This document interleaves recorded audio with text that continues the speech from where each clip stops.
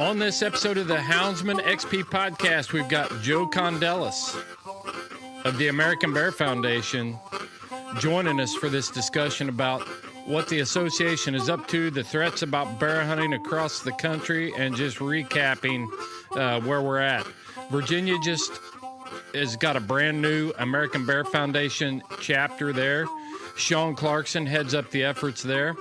There are other states that are being considered right now for a chapter, a local chapter, a grassroots effort to save and preserve and expand bear hunting and have a voice in conservation issues and bear management plans. It's going to be a great episode. I just want to tell you that I'm honored to sit on the board of directors for the American Bear Foundation and represent Houndsman.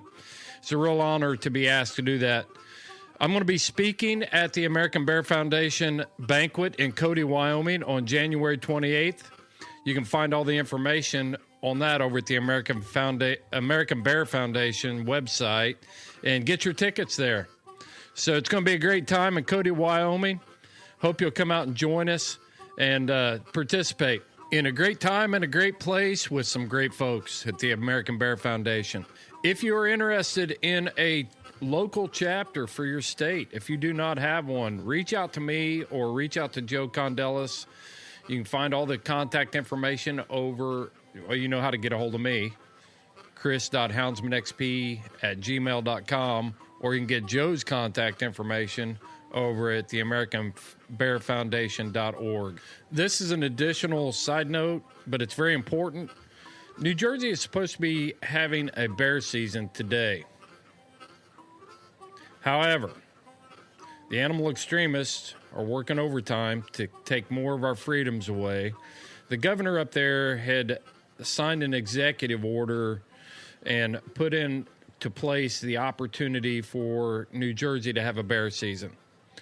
What happened is that the Humane Society and their friends found a federal judge who was sympathetic to their cause and filed for a stay on the bear season. It was all done in a very timely manner. They could have done this a month ago. It could have all been worked out by this time, but they know what they're doing.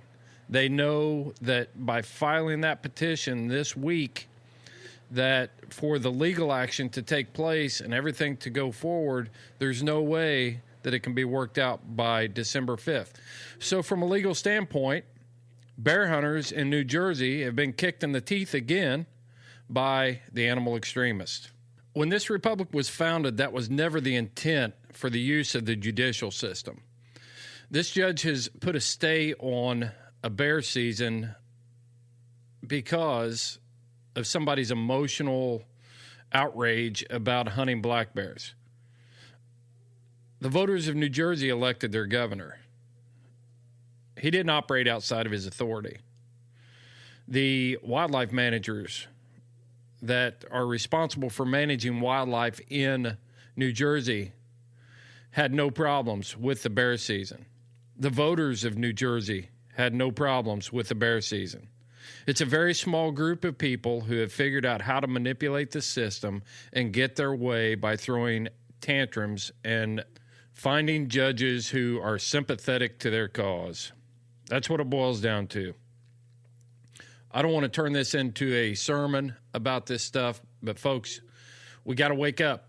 It's time to wake up.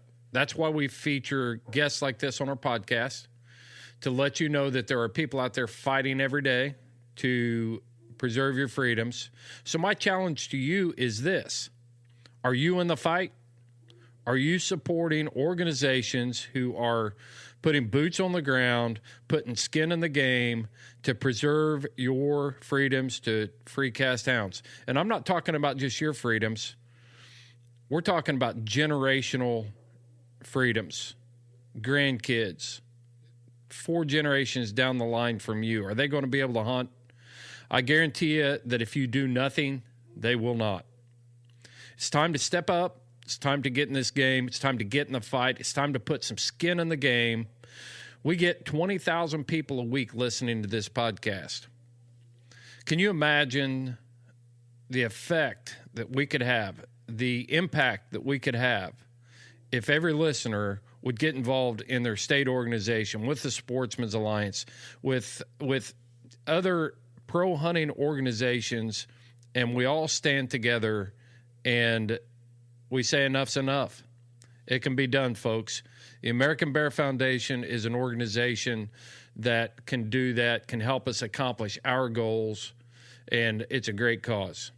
So that's enough for me. The Old South Dog Box is rocking.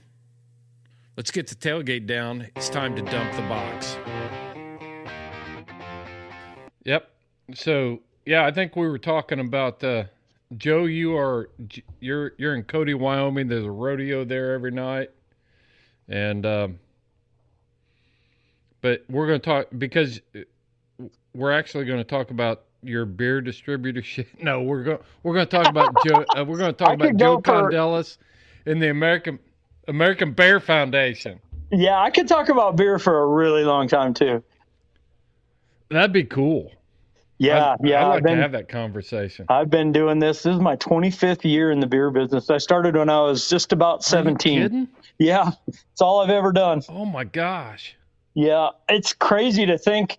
I'm 42, but I started really young at a wholesaler doing just about anything they'd let me do, and I was about my summer where I turned 17, and then just through college and high school and stayed there and graduated college and just stayed in the business, and I've been in it ever since. Was the legal drinking age was it 21 at the time that you got into it?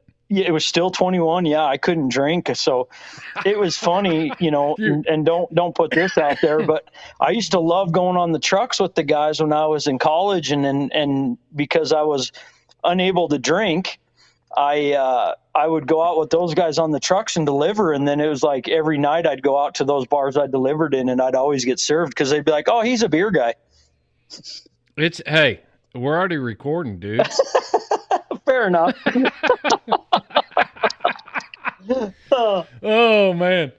I don't mess around. I mash the record button because this is the kind of stuff. I didn't say names or anywhere I was. This is the kind of stuff that you can't recapture inside of a recording. I'm telling you. That's right. Oh, that's awesome. That's so funny. No, Joe, man, I'll tell you what. The reason we're talking to you, people have heard you on the podcast before, but I thought we got to get an update on what's going on with the American Bear Foundation, and you guys have actually gone. I guess I can say we now because I'm on the board of directors. You are now guilty by proxy. You are on the board of directors, so it is we now. It is. I got to be careful. But it went from the Western Bear Foundation to the American Bear Foundation. So that's big news. What caused you to revamp and look at that and go that direction? Yeah, I think it was kind of something that when we called ourselves Western Bear Foundation, we almost, for me, I always thought that we could go national. But I never really thought it would happen as fast. And so Western kind of was like, yeah, we're going to work in the western part of the United States, the Rockies and that stuff where I'm kind of from and grew up. But I always thought like, if we had to expand, we could still stay the Western Bear Foundation because, Rocky Mountain Elk Foundation, they do stuff all over, but they're still the Rocky Mountain Elk Foundation. But that's also the name of an elk species. It came to be the point where it was like, all right, we've got some really good legs in the eastern part of the United States. And we were seeing some I wouldn't say pushback, but people maybe didn't buy into us. Yeah, why we were kind of working on an idea of a chapter maybe was Sean Clarkson in Virginia. And that whole thing was like, we don't have bylaws. We weren't set up for that initially. And so all our articles and our bylaws were not set up to have chapters. And so we knew we were going to have to go in and change all that. And while we were doing that, we just decided as a board and a group, like, maybe this is time. If we're going to have a chapter on the Eastern Seaboard, maybe it's time to change our name. And so I wanted something very all encompassing, but I also kind of wanted to keep it very easy and kind of the Western Bear Foundation, the American Bear Foundation. So kind of keep it simple, not too crazy. We thought of every name and iteration we could, but at least this way it kind of it comes back to the Western Bear Foundation a lot easier than changing it entirely. So. Yeah, Ursus Americana Foundation just doesn't have a ring to No, people, even bear hunters, half of them, a lot of them might not even know what Ursus Americanus is. So, yeah, and I'm going to be totally shameless here. I told you this 2 years ago when we recorded a podcast. It's like, man, these Eastern guys. I think there's an opportunity here for you, and you could expand and different stuff like that. So when you guys changed and I saw that Virginia chapter pop up with Sean Clarkson and those guys, I was like, hey, we're going places. This is awesome. Yes, and you were one of the guys that was really good about like, hey, man. That was totally self-serving. But I don't take any credit at all. You were one of them that mentioned to me, like I would say like guys out in the West and people out here, we forget sometimes. When we think of ourselves as deer and elk and we're like, oh, we got all this stuff. But when you start thinking of bears, you get in your little world and you're like, we're the only ones that got bears. And you start looking outside and you're like, we don't even have bear populations compared to what's in the west on the eastern seaboard of the United States. And we're Virginia, Pennsylvania, North Carolina, New Jersey, all those places. It's like, man, like we think we're in a little bubble here where we're the only ones that have it. So there was a lot of people that were like, hey, man, like, we're out here too. And then I started seeing some stuff working with Sean where it was really in our wheelhouse is the infrastructure for conflict mitigation has not been built out on the east side of the United States like we are here. So I was like, we have all these like practices that we do for conflict mitigation and things that we're doing out here that would really resonate out on the eastern side of the United States that are maybe not quite in place yet because bear numbers are exploding in certain areas where they're like, hey, we don't know how to deal with garbage bears or egg bears or, bears in chicken coops and stuff like that. And I'm like, hey, we have a lot of these things that we're dealing with here. Maybe we can help out there. And that's kind of how it all got started. Man, I'll tell you what, that's crazy too. And getting back to what you said, you mentioned stuff in the Northeast, and those poor guys up there, I mean, they've been in a fight for their lives, for the future of bear hunting for decades, and we forget about them. I even forget about them. Being in Indiana, when somebody starts talking about Vermont bear, I'm just like, oh yeah, and it's just something that's an afterthought. But it's crazy to think that what the Western expansion deal, they've been dealing with pig pen raiding bears in the eastern United States since the settlers settled the Appalachia region, and yet we've lost our focus, and it's amazing to me the transition what we're doing with grizzly bear and bear mitigation in the West has come back to the East. Yeah, and I think you hit it right on the head there. I think why there wasn't such a push for a very long time in the East was because it was black bears. And we very quickly decided that we're going to have a grizzly bear problem out West. And that really forced our hand because I think human beings were okay dealing with black bears to a certain extent, but grizzly bears are a whole different beast. And a lot of the conflict mitigation and tools that we use now for black bears are just because we learned it from using them for grizzly bears. Yeah, those grizzly bears, that's a whole different dynamic that people in the eastern U.S., I don't think we fully comprehend what's going on grizzly bear mitigation and those conflicts. Let's get in. I want to, for people that are just catching up, the new American Bear Foundation. Let's break down what the organization is and talk about the work that you have done in the West and how you're expanding it to the East and what values we can bring to bear management on a national scale. So let's start with some brief history on the American Bear Foundation, and we'll just roll off of that. What do you think? Yeah, buddy. So essentially we started out, we've been through 3 name changes now. I said, I'm done after, this is my last one. I can't take it anymore. The paperwork required to change names, but started in 2007 and kind of just was focused on this greater Yellowstone ecosystem for a few years around Montana, Idaho, Wyoming. Went through our first name change to Western Bear Foundation. Believe that was in, I couldn't even tell you the dates, but we had that for a few years. And that's where we really started kind of realizing like, hey, this could be a thing, this idea and this model that we're building out could work in a lot of different states. And we kind of were just going to focus on the West. And so we were the Western Bear Foundation up until early this year, where we became the American Bear Foundation, and we're now accepting chapters and building out the organization a little differently than we had planned. We're all volunteer, so no one gets paid, which is a big piece of what we do, and it's important to us right now to keep it that way. Because of that, we need strong allies on the ground. We need people in states and regions that can really advocate for the foundation and be the eyes and ears and the voice of the foundation. And so that's why we decided to do chapters. And I tell you, the growth that we've seen in the last 5 to 6 years has been so rapid that it's been really, it's been awesome, but also overwhelming at times, because there's no matter how much money we have, you could spend it all on conflict mitigation or hunter advocacy. There's just so much that needs to be done.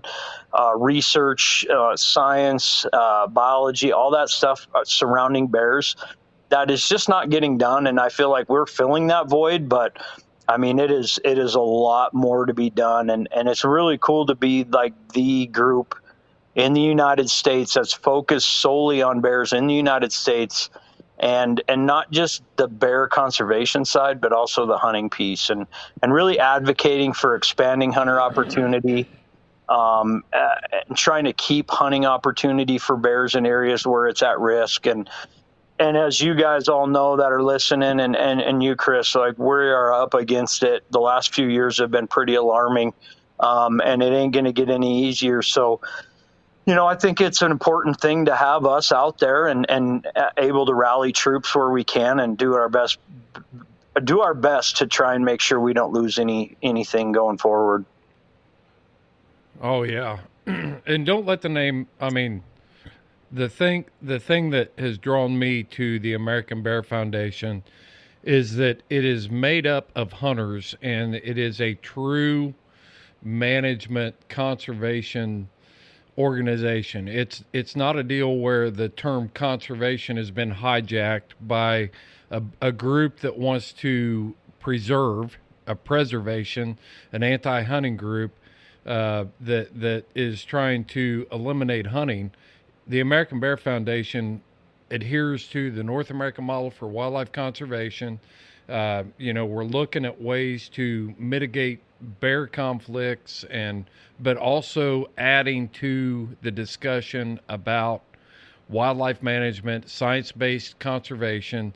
This is a real organization that's not just giving lip service to the term conservation and cashing in, trying to keep people from hunting bears. This is an organization that promotes hunting as a real tool for wildlife management. Wouldn't you agree with that? I absolutely would. And you see that a lot where people are using conservation just so loosely, and they really should be called preservation organizations. And we are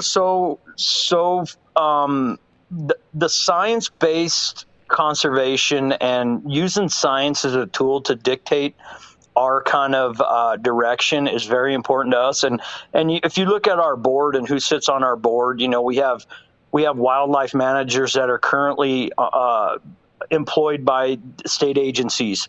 We have people that work with bears on a daily basis that can help influence our decisions. So we don't have just a bunch of hunters. We don't have just a bunch of scientists. We have a good mix of everyone. And then on top of that, we're developing, and we have some very big names that are sitting on our science advisory council. So we have a whole science advisory team right now where all the people on that team manage or have managed are influential in the science behind bears and bear management. So, when we have an issue that comes up in a state, we can go to these best names in the industry when it comes to bear management and ask them, and they can help dictate it. It's not some guy that's sitting there making decisions loosely based on what he feels is right. And so I think we offer something that a lot of orgs aren't offering, especially in the large carnivore space. Like, we're doing everything we can to make sure we're making sound decisions for hunters and for bears. I think that's so credible in the space.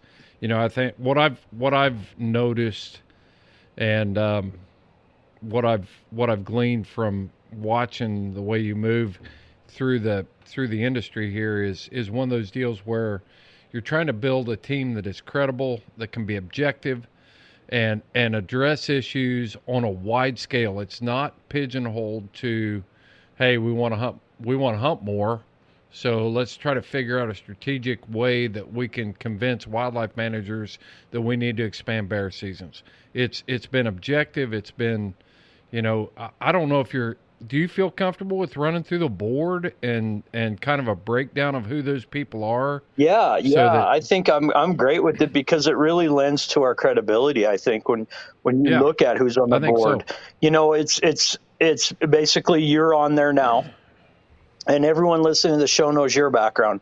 I mean, you're a huge asset to the board because of your experience. And it's important for us to have a houndsman on our board, an active houndsman on our board. And we hadn't had that in the past. And it was something that we were trying to fill. But we want someone that's an advocate for hound hunting and the use of dogs because we believe in the use of dogs for hunting bears.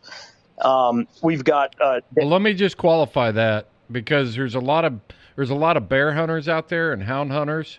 I am honored to be able to go and hunt bears with the dogs that I have. But when you stack me up against some of the legendary bear hunters out there, I'm not that guy. I'm just a guy that loves to keep dogs and go and participate. I get to hunt with great bear hunters every year.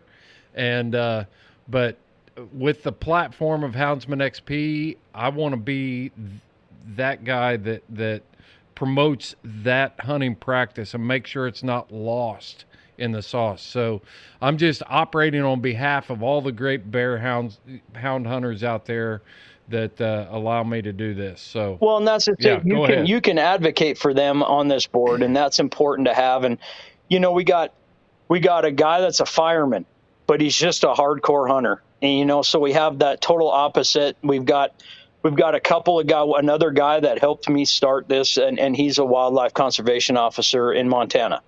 Then we got the large carnivore director in Wyoming.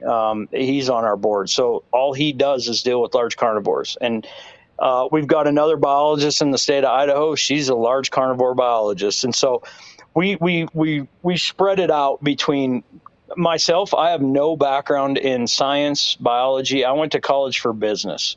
So I realized right away, like, I can't make informed decisions on certain science issues because I'm not a biologist, I'm not a scientist, and what I might feel is right could very much be wrong for hunting and for science or the conservation of bears, the sustainability of hunting. And so realized pretty early that I got to surround myself with good, smart people that can help me make decisions that are not, it got pretty hard there for a while when the board prior to this board was kind of inactive and I was making decisions on my own. And I didn't like that because I thought at some point I'm going to be biased on some of these decisions. And so having a good board was extremely important to me.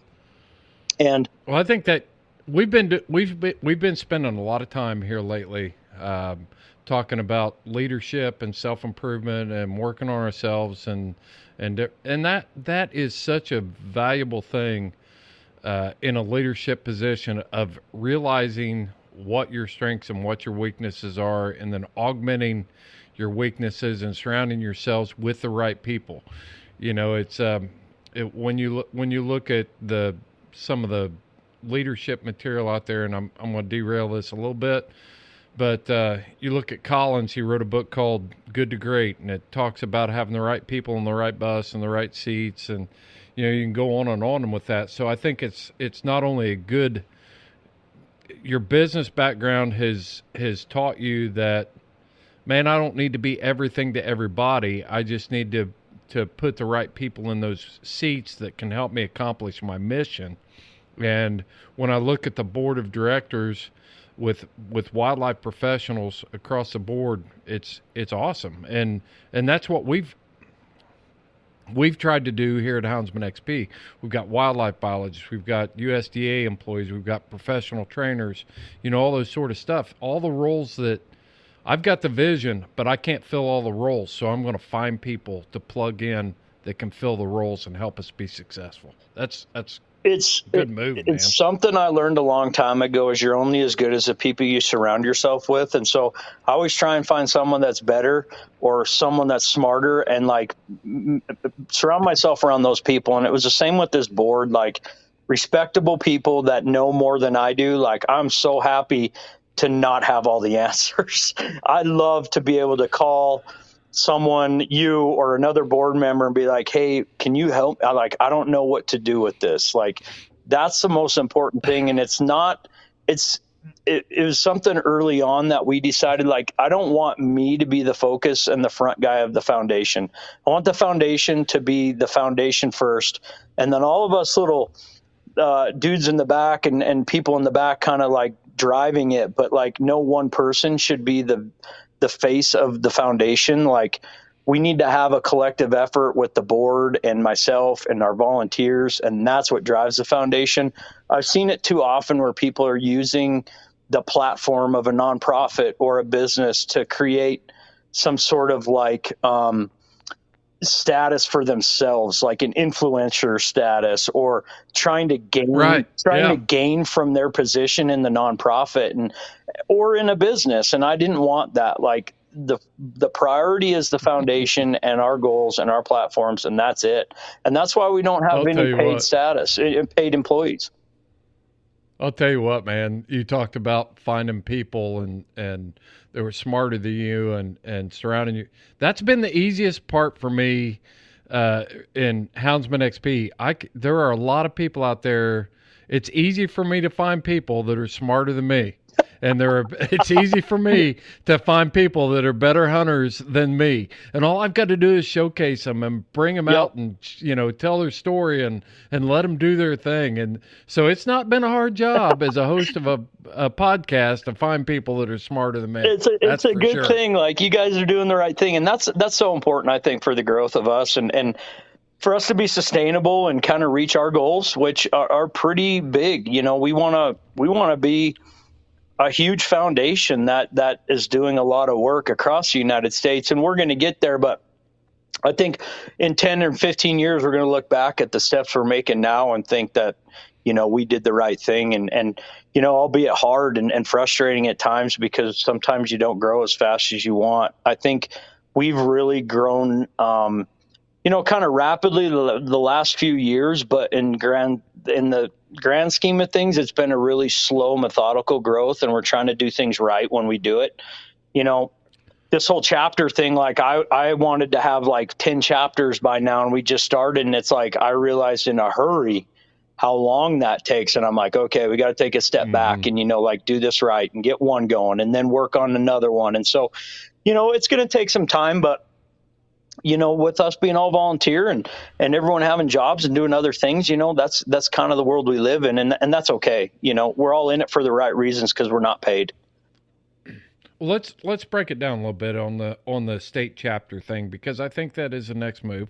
I think that's going to be very beneficial to bear hunters across the board, whether you're, you know, hunting bears in Pennsylvania where there, you know, hounds are not permitted, or you're chasing bears and catching bears in Virginia or the Carolinas.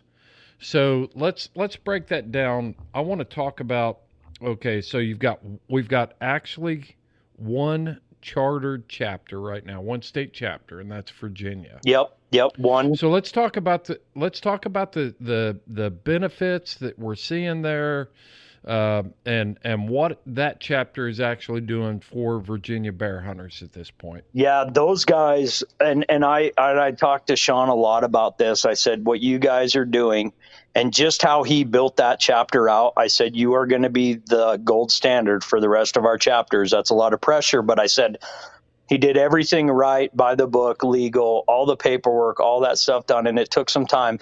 But what he put together was an amazing board. And so basically our chapters are going to be, they're going to be organized under our 501c3, but they're kind of an autonomous organization, and they have a board and they have their own kind of goals and ideals of what they want to see done. And they have to line up with the national org, right? But it's pretty simple to do. One of the main reasons that Virginia was such a big deal for us was because at the time our board was comprised of all people that lived or kind of managed bears in the West.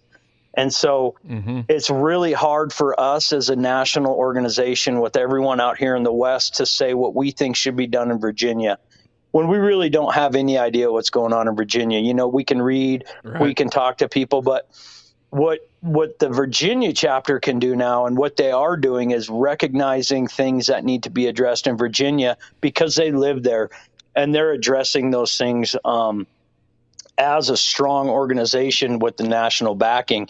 And just some of the stuff with the hound chase and the recovery and dealing with mange and there's a lot of things all at once happening in Virginia. It's they're doing their management plan right now. And so there's just so much stuff that having a chapter there right now is so beneficial to bear hunters and to bears. Like, they're not just looking at what can be done to maybe increase opportunity for bear hunting. They're looking at what's best for the bear and what can be done to help ensure a future for bears, because right now this mange stuff's a mess. It's a big deal. And, I will say it that I don't think the department really has an idea how to handle it. And I think we're there to try and help offer some support. And we have a science advisory team that's pretty smart too, that can lend some support. So I think what you're going to see with these chapters is they're going to take leads on issues. They're all going to be different. California is going to be different than Washington, and Washington's going to be different than Virginia. But having a chapter there with people that live in that state and deal with it on a daily basis, it's going to be huge. Somebody that's got their eye on the ball, that is what I see the most benefit from. I've seen it. I mean, we've got a Rocky Mountain Elk Foundation chapter in the state of Indiana. Yeah. We don't have an elk here. There aren't any elk in Indiana. Yeah. But there are people who have a deep interest in the elk that are willing to support the organization. And when we have bear hunters in the state of Indiana, that we don't have any bear either.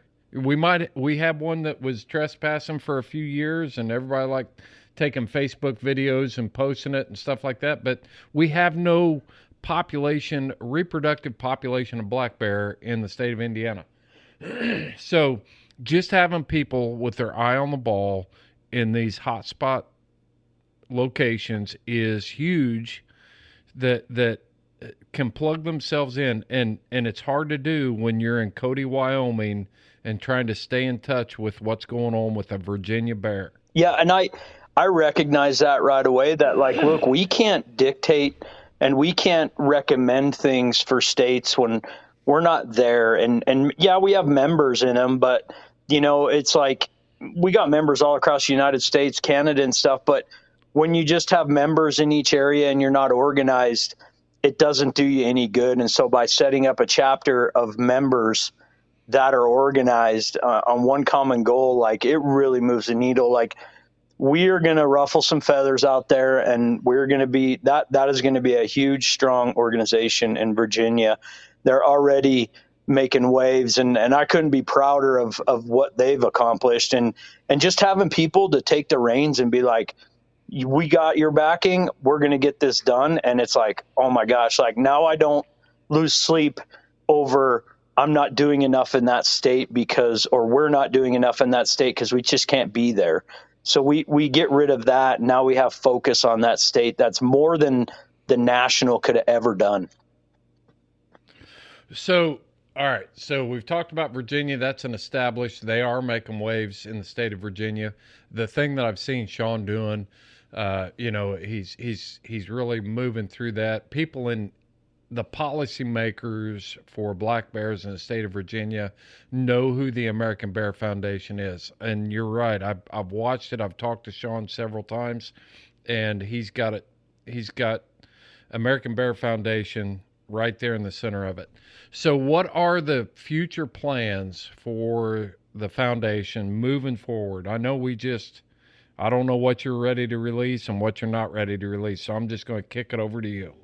Yeah. So, California is going to be days away, maybe a month away from officially being chartered. That's a big one for us too.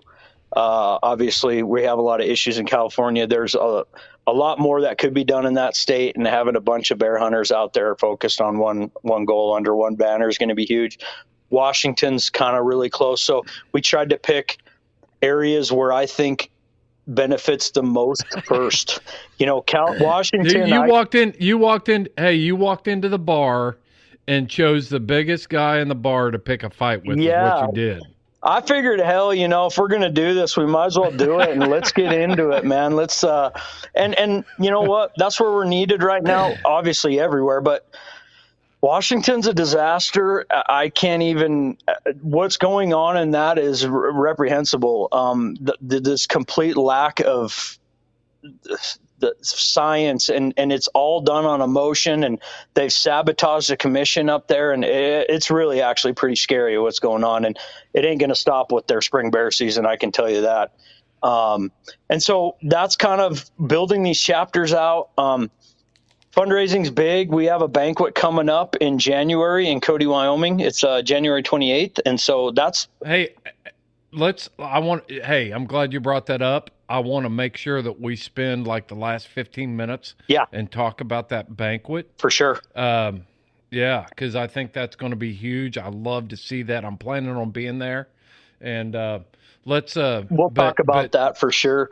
Yeah. On kind of like some of the conservation stuff and science stuff and hunter advocacy, we've really done a lot in Wyoming this year. Myself, I met with large carnivore team multiple times, and we're working on our 3-year season setting here. And so we were able to get some changes done that we really wanted to see. So I'm really excited about that. And then, building out some more studies. We had this large black bear study in Wyoming that we were able to get done, which we funded a big portion of it with the University of Wyoming. We have a grad student working on all the data, and that's kind of slowly wrapping up. We don't have any of the results yet. It's a ton.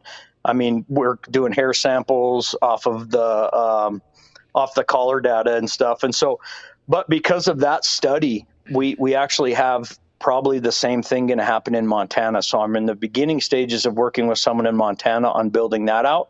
So really excited, like seeing the first large scale study for black bears being done in Wyoming in a lot of years, and seeing how cool this study was, like what we're doing with it. And then other states are jumping on.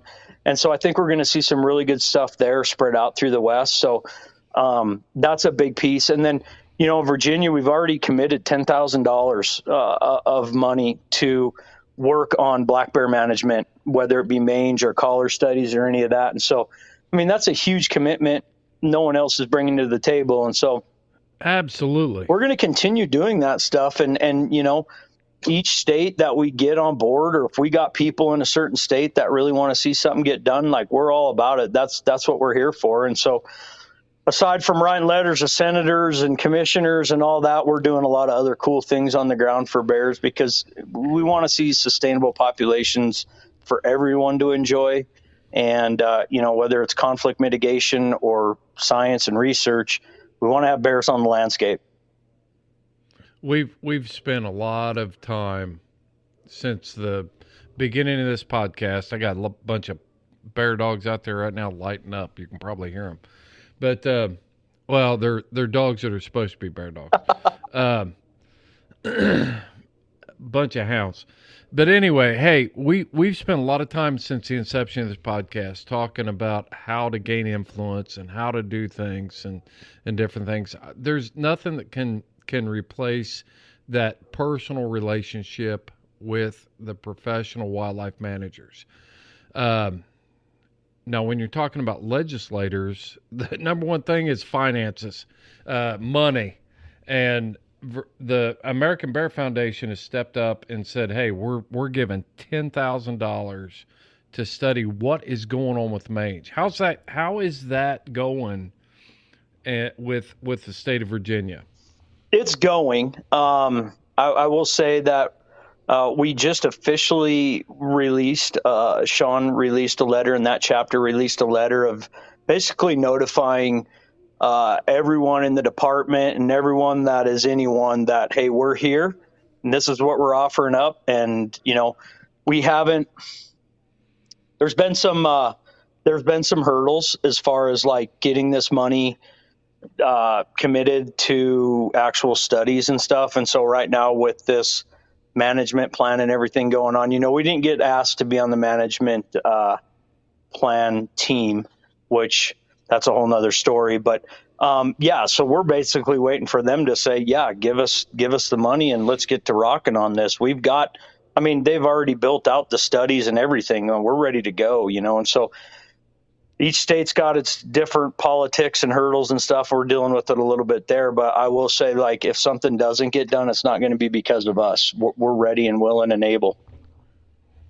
Well, how did the American Bear Foundation not get included when you're bringing money to the table and you're making a clear investment? How did we not get involved in that?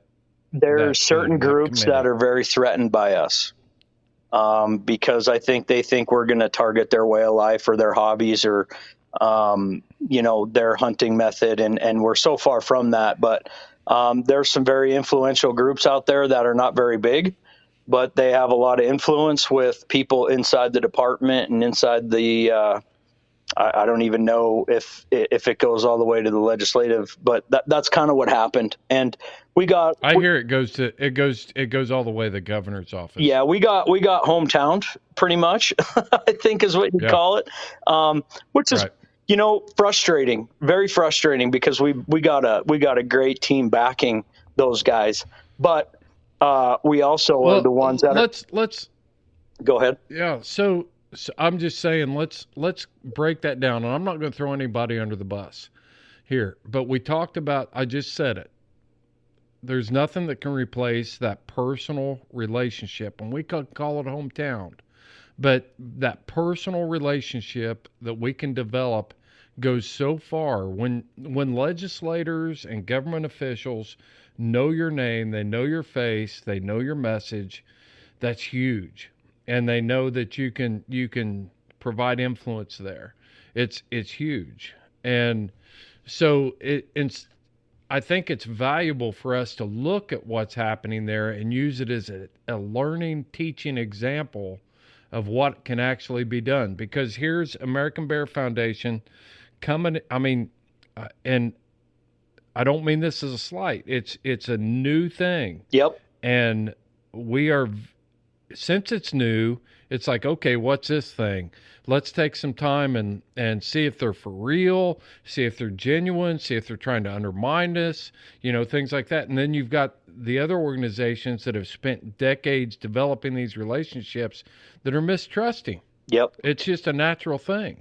And it is totally understandable. And I think when we formed the chapter and stuff, we were just kind of like, maybe a year behind the process of all this forming of the management committee and stuff. And, we tried to get on and we're not, and that's fine. And like you said, we're a new thing. And I've dealt with this a lot, like trying to come to agencies or carnivore managers or sitting with the commissioner and like trying to talk to them about things. And they're like, look, I've never heard of you. And it's like, okay, right. I know, I understand that, but this is what we want to do. And they're like, I'm not sure I can trust, or I know if you got any staying power. And we probably have dealt with that more not so much recently, but over the last 4 or 5 years, where it's like, hey, okay, I get it. We got to show, and we got to keep bugging and keep going to them and saying like, hey, we're not going anywhere. And I understand why we didn't get it took a long time to get the Wyoming black bear study done, because I don't know if anyone really believed in us yet. And then after so many years, it's like, I mean, these guys are here to stay, and we got great relationships, and that's happening everywhere. But, I think that's what happened in Virginia, being new, and not a lot of people knew what we were. And they're like, I don't know if we want to let these outsiders in. We were still the Western Bear Foundation then, so it was hard. And it makes sense. The whole landscape in politics now is just, and it's always been there. I shouldn't say now. It's always been that way. It's like, okay, is this a Trojan horse? Is this, what are we doing here exactly? And it takes time to build trust and to understand that we're all on the same page and we're all on the same team. And it just takes time, and it's expected. If you run into roadblocks, that's a good thing. You learn from it, and you go back to the drawing board, and you retool, and you look and see, okay, how can we improve? How can we gain credibility? That's not a bad thing, though.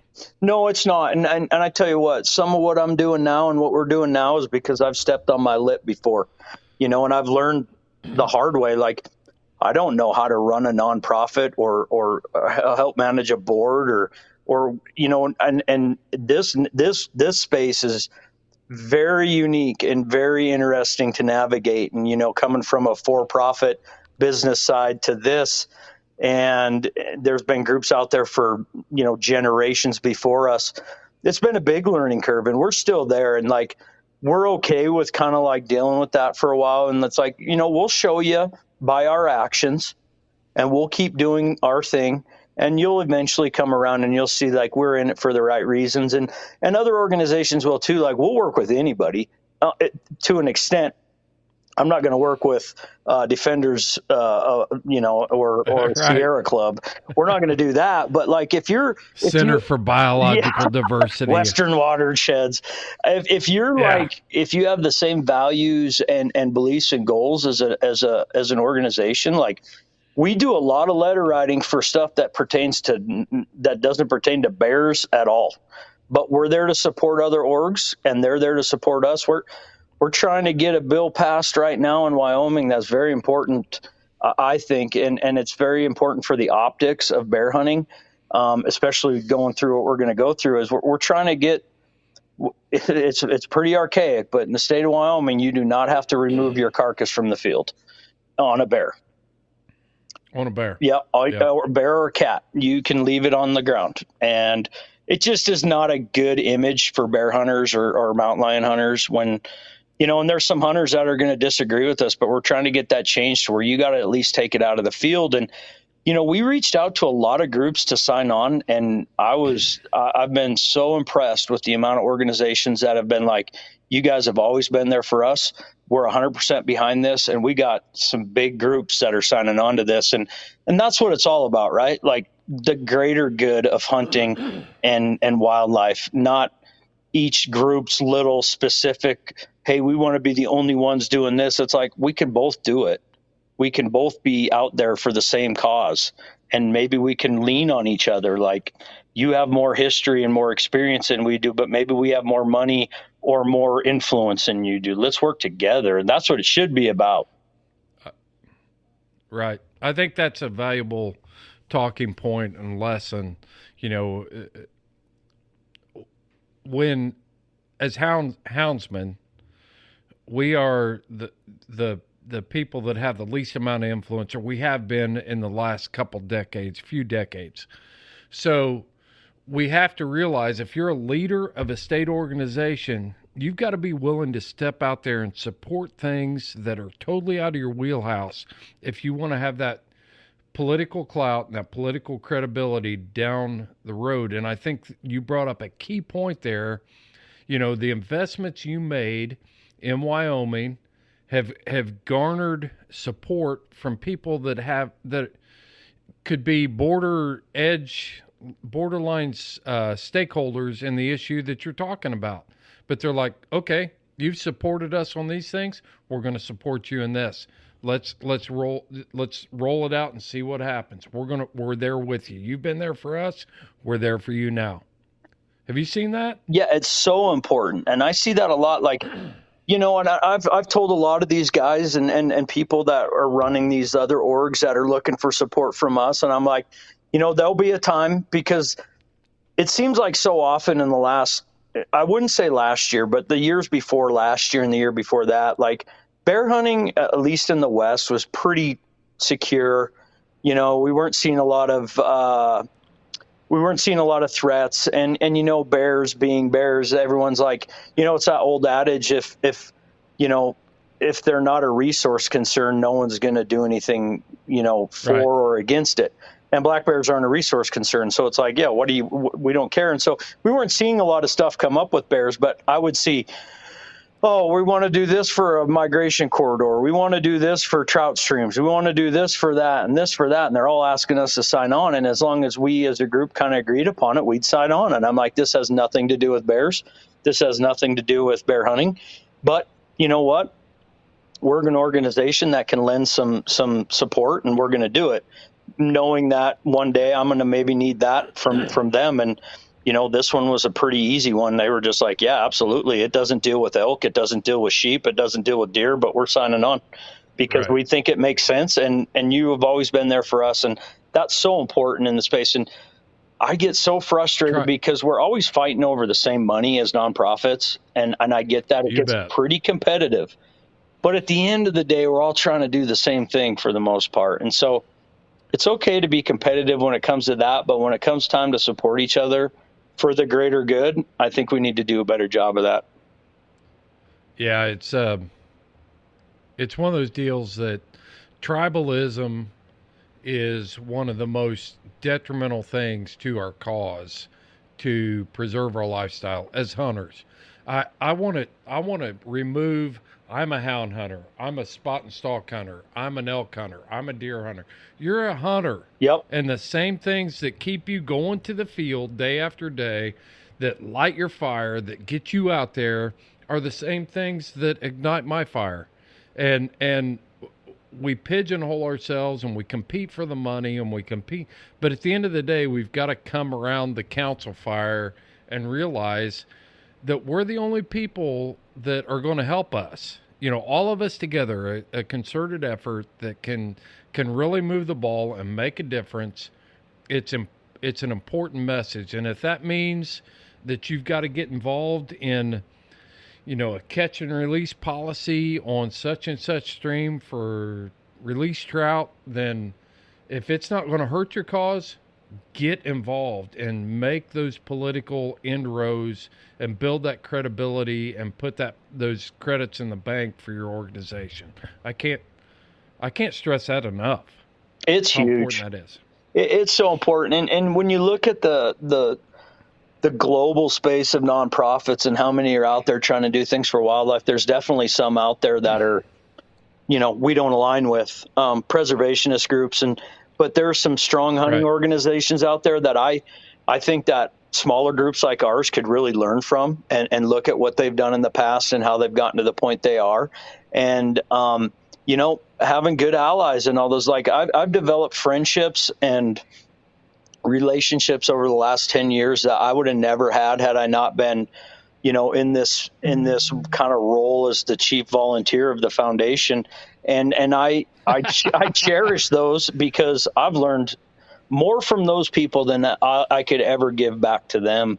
And we need to all be that way because, like, man, everything's under attack. We're under attack as a society of hunters, whether you are just a squirrel hunter or you are a big game hunter that hunts. Don't you say just a squirrel hunter. Sorry, there I go. That's important. There I go. I've never squirrel hunted. See, you pigeonholed. I did. Yeah. We're all hunters. Like you said, we all have this desire and this something deep inside of us that brings us outside to pursue something. And you know, it does us no good by infighting. It's it's something that I get so frustrated about, because you know it as well as I do, and a lot of your listeners will too. Bear hunting has three distinct groups of people, and very few people are like, I'm just a bear hunter. I'm either a houndsman or I'm a bait hunter, or the spot and stalk hunters that hate both. And I'm just like, dude, guys, this is the worst thing in the world, because I do it all. Well, I've never chased bears with the hound yet, and it's like way on my bucket list. But like, I'll hunt bears any way possible. I'm not one or the other or the other. You never hunted bears with hounds? Never have. I've done a lot of cat hunting, but I've never chased bears with hounds. Man, we gotta correct that issue right there. Yeah, I'll tell you what, that you hit a key point there, because from my position, watching, and that's just from where I'm at, I look at spot and stalk and the bait and the hounds.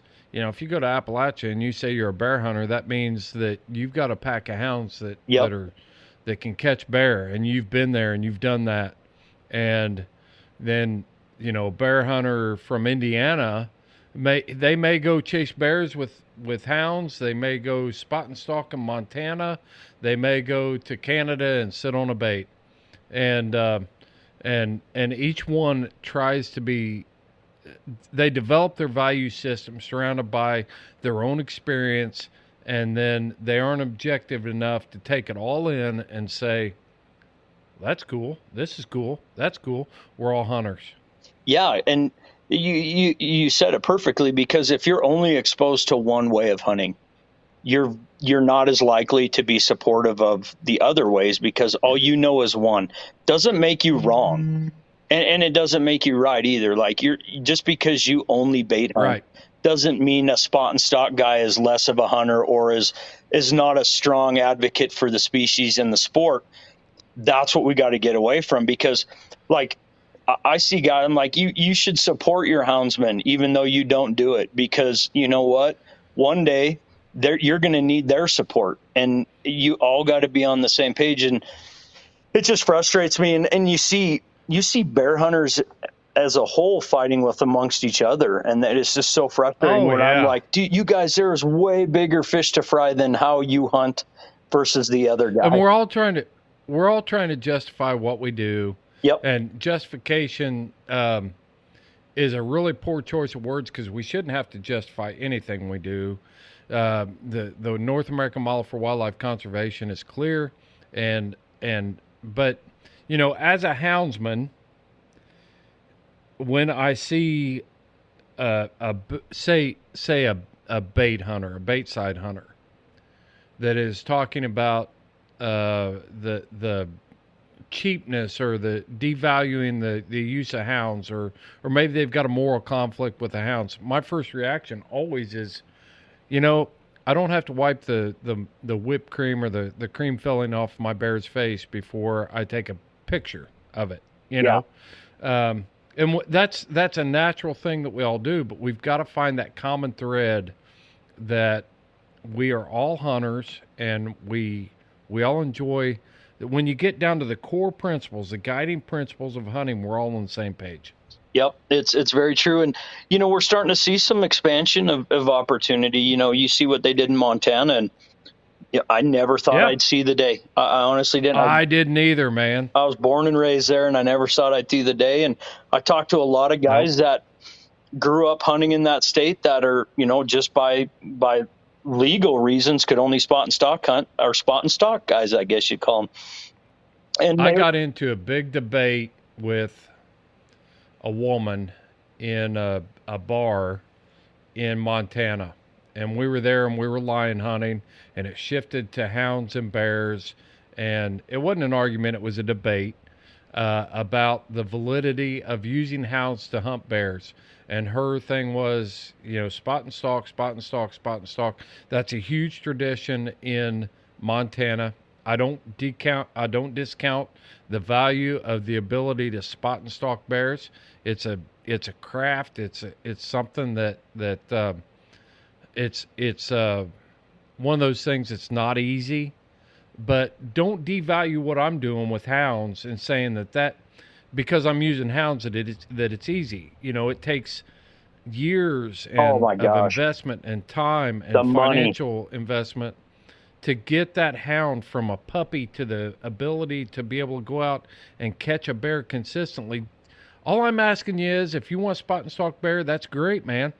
Just don't devalue what I'm trying to do with my hounds, because you're only taking a small part of what we do and trying to use it for your cause. We're all on the same page. Celebrate that we're all here. Yeah, and honestly, all bear hunters should be happy that there's other opportunities, because that brings in another advocate. So now you have more bear advocates and bear hunting advocates because there's another opportunity, where you didn't have that before. And honestly, I always tell people, just because you don't like it, if you're adamantly against it but have never done it, then shame on you. You need to take it upon yourself to find someone that can show you what it is, and do it once. And then you can maybe have an opinion on whether you like it or not, but you have to understand that it's still hunting. And it's like bait hunters. Bait hunters get a lot of crap because, you throw out some donuts and whatever, and houndsmen are the same thing. Oh, that's, whatever. I'm like, no, go do it. Go run with the houndsman. Actually, hang out with the houndsman for about a year and see what it takes to just get a bear to a tree. It ain't as simple as dumping out a dog on a trail or on a track. And the same with bait hunting. Hang out with a bait hunter for a year and see what they go through. It's not that simple. And I'm a spot and stalk guy. I love bait hunting, and I will love hound hunting when I do it. But like, each one has their own merits.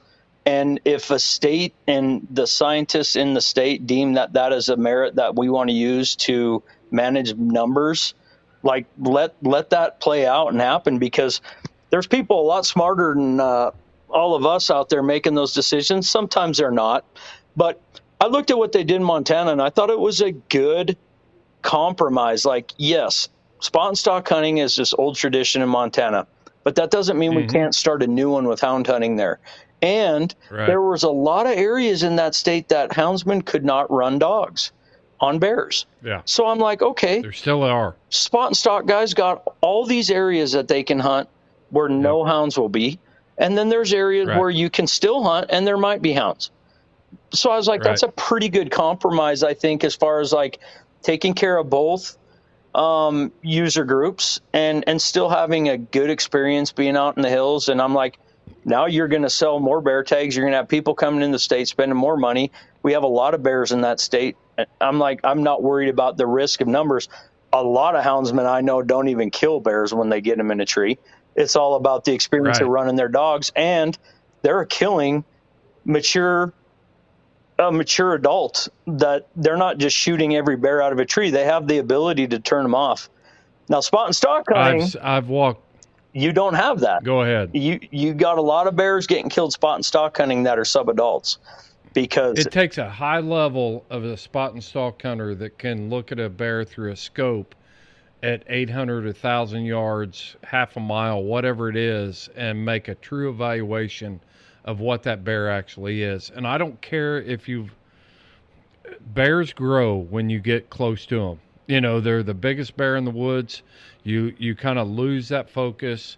So when you're hunting with a hound, then I've walked to multiple bear trees, and I don't even know how many bears I've actually seen taken, but I can tell you that I would say it's probably 10-1 of the bears that I've walked away from and left in a tree and just walked back to the truck. It's got to be at least 10-1, and so it's not a deal where pulling the trigger on the bear is always the end result. A lot of times it's I'm looking at the dog work and how this individual dog participated in the hunt, and I'm evaluating my work as a houndsman to find out how I need to improve my pack of hounds and things like that. But before we get off this subject, I did think about an example. When we're talking about bait hunters, spot and stalk, and houndsmen, the United States military is divided up into very specific roles. And it only works if we all know what those roles are, and we use them all collectively for the common good of what our country is all about. You know, you've got the Air Force, you've got the Navy, you've got the Marines, you've got the Army, and each one specifically fills that role to be able to accomplish the greater good, and that is what we do in America. So if we could take that concept and apply it to bear hunting, you need the spot and stalk, you need the bait sitter, you need the houndsman, and we all recognize that we're all adding value to this whole thing, and we can all bring it together and fight together. That's the beauty of, you know, the combined arms support of the United States military, is there's a system there where we all bring that force together to bear on the enemies of our freedoms.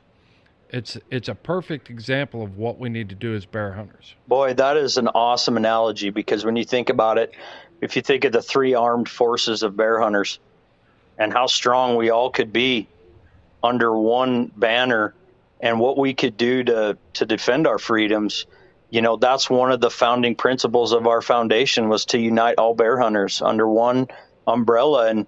And that's what we have to do. And that's probably one of the bigger challenges that we have, especially in the West. And I learned that is a big challenge on the Eastern Seaboard as well. You're exactly right. Wow, that was an eye-opener for me. I had no idea there was that much division. And, you know, I think we're getting better out here because we're starting to see some opportunities like Montana, where it's like, yeah, the first year or two is going to be tough and some guys are going to have issues. But I think by and large, that is just going to show a bunch of maybe spot and stock guys like, look, these houndsmen aren't so bad. This isn't a bad thing. This is a good thing. I'm not doing, I know a bunch of guys that killed bears. I was like, you guys see any hounds? Not a single one. Didn't even hear a dog. I'm That's like, right. oh, so shit, you know, that's not even a big deal. And so that's a win, man. Yeah, that's a great thing. And I look at it as an example of what other states can be doing. Like, yeah, are there areas where baiting will not work? Amen, there is. Is there areas where hounds won't work? Yes. Is there areas where you can't spot and stalk hunt because it's so thick and so much timber? I'm like, those are perfect areas for bait or hounds. So we have that out there. It's a big country. We got a lot of damn bears, and I think we're all going to be fine if we just, you know, each of us can have our own way, or maybe you do both ways. Like, if I could have hounds here and run bears, I'd hunt all three because I love it, you know, and I think there's a lot of us out there that would, and we just need to work with each other. And like you said, create that armed forces of three different specific user groups that are all aligned under one umbrella. And I don't think anyone could stop us. You got it. Hey, let's transition. We've got a big event coming up for the American Bear Foundation, and you have the foundation has facilitated an event where all three user groups can come together and unite under one banner, and that's happening in Cody, Wyoming, for the American Foundation annual banquet. And I'm just going to put the ball in your court, and you use this time as a sales pitch of why a bear hunter needs to go to. I can't think of any place else I'd rather be than Cody, Wyoming. It's an awesome town. There's a rodeo every night. They drink Coors beer. You know, it's cool. And I know that doesn't play well with you as a beer manufacturer, not handling Coors and Miller, but it's good. The town's amazing. Unfortunately, it's in the winter where it could be 50 degrees or 20 below. But that's what I'm thinking. I've made plans, and I'm like, oh, man, it might be 20 below in Cody. Unfortunately, like, the only time to do these things is when people can attend, and there's not a lot going on in January, so we picked the winter. We did one last year, and I'd been reluctant to do one for a long time. I was just like, banquets are overplayed. Like, it's just the same thing. I'd been a Ducks Unlimited board member and ran Ducks Unlimited here in Cody for a long time, and been to a lot of banquets, and I like to go support them. But I kind of thought we needed to do something different. And actually, a good friend of mine, Jaden Bales, he works for Wyoming Wildlife Federation, he pestered me for about a year to like, let's do one together. I said, if you help me, I'll do one. And so we put one together last year and just didn't know what to expect, but we wanted it to be different. Like, yeah, we wanted to have food. We wanted to have auction items, but we also wanted it to be like the funnest banquet you ever went to. And so I will say that we're going for that. Like, it is super laid back. Like, it's not stuffy. There's like last year was so crazy to me. The age group of people was so spread out, and we had a lot of, which was really, what I thought was really cool is we had a lot of younger people in their 20s and early 30s, which I think is so important, because those are the next people that are going to have to step up for us. And then we had guys from all over the West. We had people that came from the East, and there was bear hunters that used bait. There was spot and stock guys. There was guys that don't even bear hunt that want to do it. We had some seminars before where we talked about, like, I think we had someone from Meat Eater came. We had Dan Thompson with the Department of, the Wyoming Game and Fish Department. He'll kill me if I screw that up. He came and did a talk on what they're doing with grizzly bears in the state. And I was like, just super informative. And then the banquet hit, and there was like, we didn't have a ton of live auction items because that can sometimes drag on and not everyone can play. Those turn into a big, show your ass, who's got the most money contest. And we didn't want to do that. We just wanted to have a fun event. And we ended up raising a bunch of money. And the next day we wrote a check to the University of Wyoming with a large portion of that money to continue our black bear research and the work they're doing. And so it was really cool. Like, we don't do a lot of big fundraisers each year, so that one's going to be a big one. We sold out of the event. We were turning people away at the door, which was brutal. I was like, just come in. You just can't eat. Like, we don't have any seats for you. Come in, drink some beer, whiskey, whatever, play some games, have fun, interact and meet other people. And so it was really cool to just have, like, to see the turnout for an event that was like basically solely dedicated to bears and bear hunting. I got some big plans down the road for scaling this up to other areas, and we're in the beginning stages, but this second one is going to be big. We're already working on some great donations. We got some great sponsors on board already. We'll have a bunch of guns there to give away, and a bunch of drink and food, and some amazing people. There'll be everyone from outfitters to, guides to people that have never bear hunted. And it's just fun, a bunch of kiddos there. We do a bunch of kiddo giveaways, and, it's a lot of fun. We'll be giving away some lifetime conservation stamps for the state of Wyoming for kids. And we just tried to have something that was like an event people want to come to, but want to come to because of the cause. You need to set it up so that you give some of those stamps away to 50-year-old guys. Some non-residents. They're actually they're actually going to get less investment out of us. Yeah. There's not going to be that huge. You're not going to use it for many more years. That's right. Yeah, I mean, I got an expiration date on that dude. That's where it's at. Give them away to those 50-year-olds. We got the money anyway. Some of us do. Yeah, I'm working on not me, but. I'm working on a hunt right now that would be a spot and stock hunt in Montana, which I think would be really cool because there's a lot of people that have never tried that, and that's a fun hunt. See a lot of bears. So I'm working on putting together we had some fishing trips we did last year. We had an Africa hunt. We had a lot of different things. And we usually have a really good, so last year, Robbie Kroger from Blood Origins came out and talked to us we don't have like a 2-hour presentation. He just came out and gave a really good talk on, what it's like growing up outside of this country and then coming here, and how lucky we are as sportsmen to have what we have, and how we need to fight to keep that.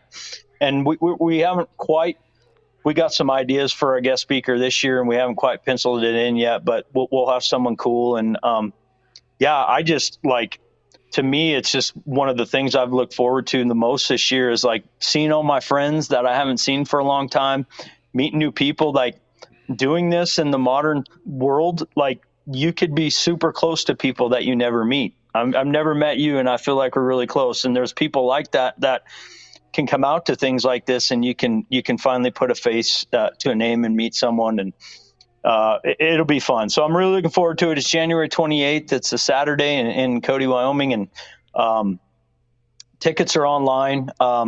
I'm going to screw this up, but we might have to put it in later, but I don't have the link right in front of me to tell it. I'll tell you what, you send me the link, and I'll put it in the show notes for this episode. And, but yeah, let's just run through how people find out about how they can attend the event. Yeah, so we're gonna so if you go to Wyoming Wildlife Federation right now is selling all the tickets online. So we split it up and they do that for us. So you can go to Wyoming Wildlife Federation on their website and you can buy tickets. And we have the same price for tickets as last year up until December 31st. So if you get your tickets now, they'll be cheaper than if you wait until January. Nice. Yeah, and so we're selling individuals, and then we're selling banquet tables. So a banquet table's got 12 people on it. That is $500, I believe. And so for 12 people for $500, then we give you some free raffle tickets and stuff. And to be honest, we've already sold quite a few banquet tables. I suspect we're going to sell out before the end of the year. We'll be. Mm-hmm. Yeah.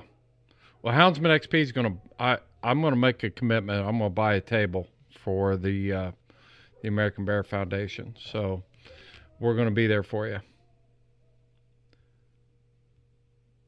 I hope we didn't hit another glitch. But, hey, we've been running an hour and 11 minutes, and I'm just going to wrap it up right here. I got you now, Joe. Okay, yeah, I was just going to wrap it up.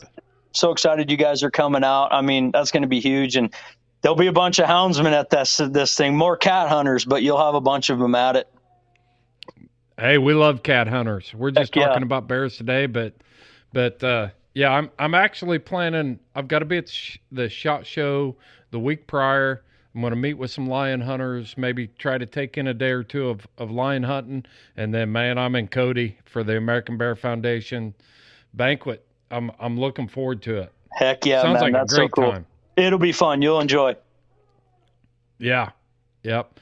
Well, Joe, man, I really appreciate you taking the time to do the episode with us and have this conversation. And people can find information on how to join the American Bear Foundation at AmericanBearFoundation.org. We'll put the link in the show notes. You can get banquet information there. And, yeah, so what if it's cold in Wyoming in January? Go out and support a great organization. You can come out and ice fish, look for lion tracks and chase lions around, coyote hunt, bird hunt, hang out with me. There's a lot to do still. So, yeah, Cody's just a cool town anyway. It's been years since I've been there, but last time I was there, I just fell in love with it. And, yeah, thanks for taking the time, Joe. I really appreciate it. Thank you guys, man. I really appreciate you having me on. You bet, man. All right, Joe. I know you're not. We're going to remedy this whole hound hunting deficit in your life too. Thank you. We're going to talk about that. We're going to talk about that off air and make some arrangements and get you locked in on a hound hunt. Heck yeah. But until then, make sure if you're working on your hounds, and don't forget to work on yourself.